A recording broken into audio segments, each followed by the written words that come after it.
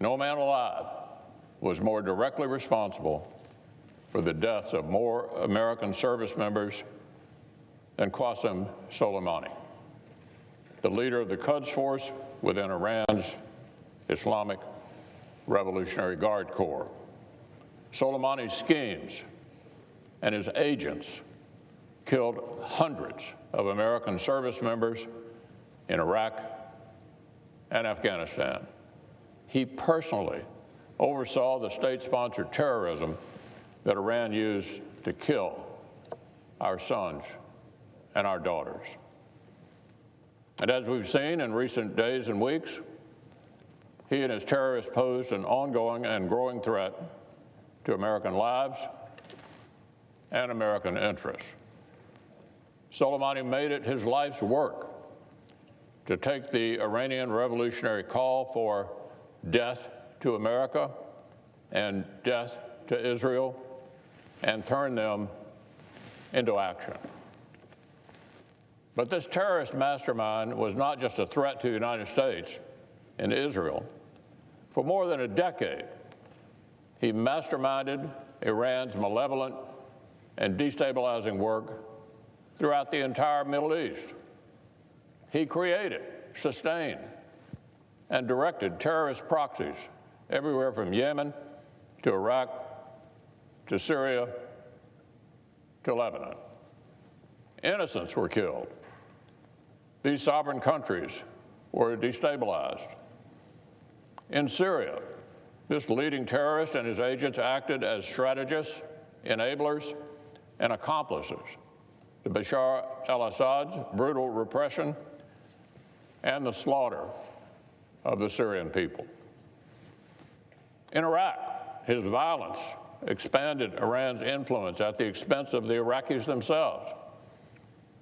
His dark, sectarian vision disenfranchised countless Sunni Arabs and paved the way for the rise of ISIS. And with ISIS largely defeated, Soleimani and his agents again turned their sights on controlling the Iraqi people, who through massive protests are rejecting not only a corrupt government, but also Iran's influence over that government. And once again, there were Iran and its proxies facilitating violence against these peaceful protesters. For too long, this evil man operated without constraint, and countless innocents have suffered for it. Now his terrorist leadership has been ended. Now, predictably enough, in this political environment, the operation that led to Soleimani's death may prove controversial or divisive. Although I anticipate and welcome a debate about America's interest in foreign policy in the Middle East, I recommend that all senators wait to review the facts and hear from the administration before passing much public judgment on this operation and its potential consequences.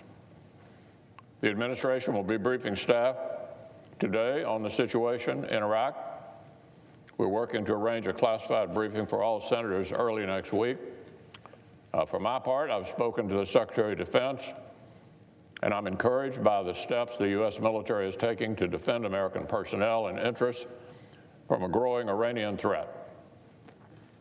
I know I speak for the entire Senate when I say that my prayers are with all American diplomats, personnel, and brave service members serving in Iraq and in the Middle East.